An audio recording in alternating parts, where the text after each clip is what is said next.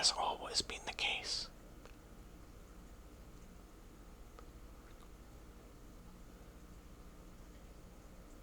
Believe me. And it's understandable, too.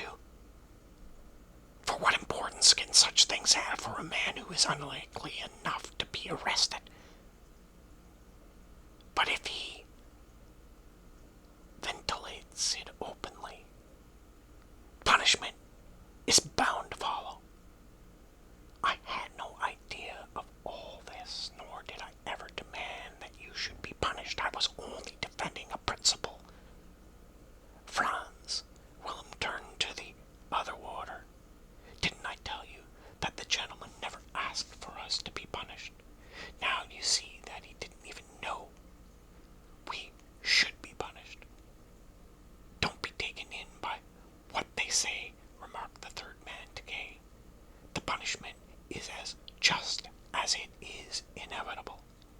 Don't listen to him, said Willem, interrupting himself to clap his hand over which he had got a stinging blow with the rod to his mouth. We're not being punished because you accused us. If you hadn't, nothing would have happened, not even if they had discovered what we did. Do you call that justice? Both of us, and especially myself, have a long record of trustworthy services as warders. You must yourself admit that, officially speaking, we guarded you quite well. We had every prospect of advancement, and would certainly have been promoted to be whippers pretty soon, like this man here, who simply had the luck never to be complained of, for a complaint of that kind really happens very seldom indeed, and all is lost now, sir. Our careers are done for. We'll be set to do much more menial work than a warder's, and besides that, we're in for a whipping, and that's horribly painful.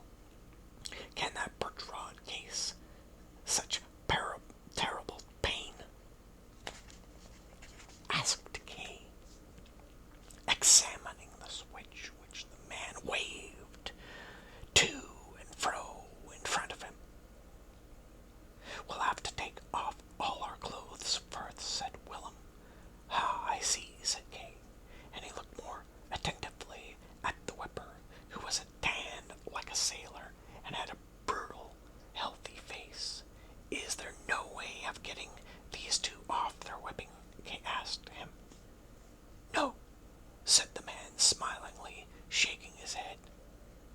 Strip, he ordered the warders, and he said to Kay, you mustn't believe all they say. They're so terrified of the whipping that they've already lost what wits they have. For instance, all that this one here, he pointed to Willem, says about his possible career is simply absurd. See how fat he is. The first cuts of the birch will be quite lost in fat. Do you know what made him so fat? He stuffs himself with the breakfast of all the people he arrests. Didn't he eat up your breakfast too? There, you see, I told you so. But a man with a belly like that couldn't ever become a whipper. It's quite out of the question.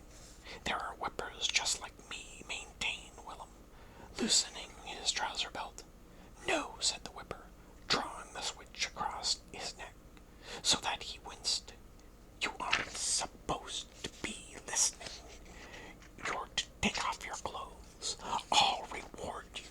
Well, if you'll let them go, said Kay, and without glancing at the whipper again. Such things should be done with averted eyes on both sides. He drew out his wallet. So you want to lay a complaint against me too, said the whipper, and give me a whipping as well? No, do be reasonable, said Kay. If I had wanted these two men to be punished, I shouldn't be trying to buy them off now. I could simply leave, shut the door after me, close my eyes and ears and go home, but I don't want to do that. I really want to see them set free. If I had known that they would be punished, or even that they could be punished, I should never have mentioned their names, for in my view, they are not organization. It is the high officials who are guilty. That's so, cried the warders, and at once got a cut of the switch over their backs, which were bare now.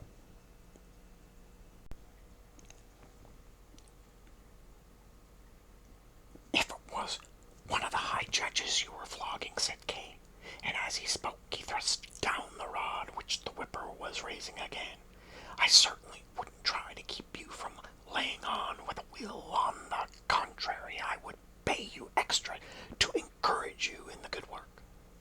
What you say sounds reasonable enough, said the man, but I refuse to be bribed. I am here to whip people, and whip them I shall. The warder, Franz, who perhaps hoping that Kay's intervention might succeed, had thus far kept as much as possible in the background, now came forward to the door, clad only in his trousers, fell on his knees, and clinging to Kay's arm whispered, "If you can't get him to spare both of us, try to get me off at least. Willem is older than I am, and far less sensitive to. Besides, he's had a small whipping already some years ago, but I've never been in disgrace yet, and I was only following Willem's lead in what I did. He's my teacher, for better or worse. My poor sweetheart is awaiting the outcome at the door of the bank. I'm so ashamed and miserable." He tried his tear-wet face on Kay's jacket. "I can't wait any longer," said the whipper, grasping the rod with both hands and making a cut at Franz, while Willem cowered in a corner and secretly watched without daring to turn his head. Then the shriek rose from Franz's throat, single and irrevocable. It did not seem to come from a human being, but from some martyred instrument. The whole corridor rang with it. The whole building must hear it. "Don't!" cried Kay. He was beside himself.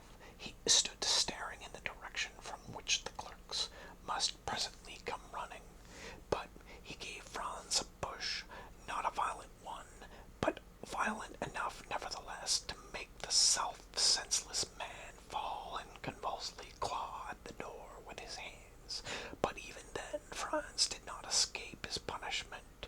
The birch rod found him where he was lying. Its point swished up and down regularly as he writhed on the floor, and now a clerk was already visible in the distance, and a few paces behind him another. Kay quickly slammed the door, stepped over to a window close by which looked out on the courtyard, and opened it. The shrieks had completely stopped. To keep the clerks from approaching any nearer, Kay cried, "It's me. Good evening, sir," they called back. "Has anything happened?" "No, no," replied Kay. It was only a dog howling in the courtyard. As the clerks still did not budge, she added, "You can go back to your work." And to keep himself from being involved in any conversation, he leaned out of the window. When, after a while, he glanced into the corridor again, they were gone. But he stayed beside the window. He did not dare to go back into the lumber room, and he had no wish to go home either. It was a little square courtyard into which he was looking down, surrounded by offices. All the windows were dark now, but the topmost panes cast back the faint reflection of the moon. Kay intently strove to pierce the darkness of one corner of the courtyard, where several hand barrels were jumbled close together. He was deeply disappointed that he had not been able to prevent the whipping, but it was not his fault, and he had not succeeded.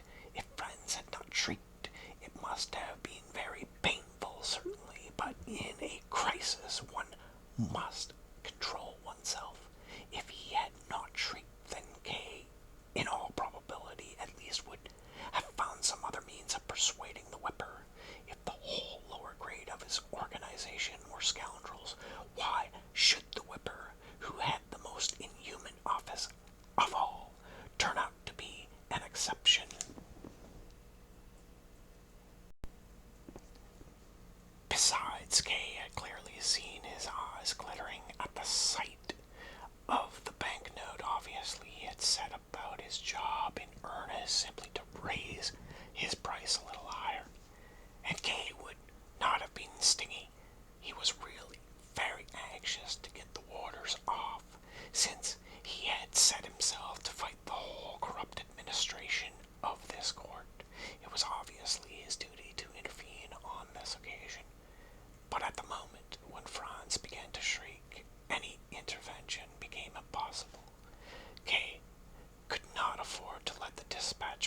Franz and possibly all sorts of other people arrive and surprise him in a scene with these creatures in the lumber room.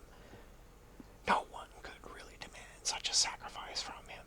If a sacrifice had been needed, it would almost have been simpler to take off his own clothes and offer himself to the whipper as a substitute for the waters. In any case, the whipper certainly would not have accepted such a substitution, since without gaining any advantage, he would have been involved in a grave dereliction of duty for as long as this trial continued. Kay must surely be immune from molestation of the servants of the court, though, of course, ordinary standards might not apply here either. At all events, he could have done nothing but slam the door, though even that action had not shut out all danger. It was a pity that he had given Franz a push at the last moment. The state of agitation he was in was his only excuse. He heard the steps of the clerks in the distance. So as not to attract their attention, he shut the window and began to walk away in the direction of the main staircase. At the door of the lumber room, he stopped for a little and listened. All was silent as the grave. The man might have beaten the warders till they had given up the ghost. They were entirely delivered into his power. Kay's hand was already stretched out to grasp the door handle when he withdrew it again. They were past help by this time, and the clerks might appear at any moment, but he made a vow not to hush up the incident and to deal trenchantly, so far as lay in his power, with the real culprits, the high officials, none of whom had yet dared show his face. As he descended the outside steps of the bank, he carefully observed all the passers-by, but even in the surrounding streets he could perceive no sign of a girl waiting for anybody. So Franz's tale of a sweetheart waiting for him was simply a lie, venial enough, designed merely to procure more sympathy for him. All the next day Kay could not get the waters out of his head. He was absent-minded, and to catch up on his work, had to stay in his office even later than the day before. As he passed the lumber room again on his way out, he could not resist opening the door, and what confronted him, instead of the darkness he had expected, bewildered him completely. Everything was still the same, exactly as he had found it. On opening the door the previous evening, the files of old papers and the ink bottles were still tumbled beyond the threshold. The whipper with his rod and the warders with all their clothes on were still standing there. The candle was burning on the shelf, and the warders immediately began to wail and cry out, "Sir!" At once Kay slammed the door shut and then beat on it with his fist, as if that would shut it more securely. He ran almost weeping to the clerks, who were quietly working at the copying presses, and looked up at him in surprise. "Clear that lumber room out, can you?" he shouted. "We're being smothered in dirt." The clerks promised to do so next day. Kay nodded.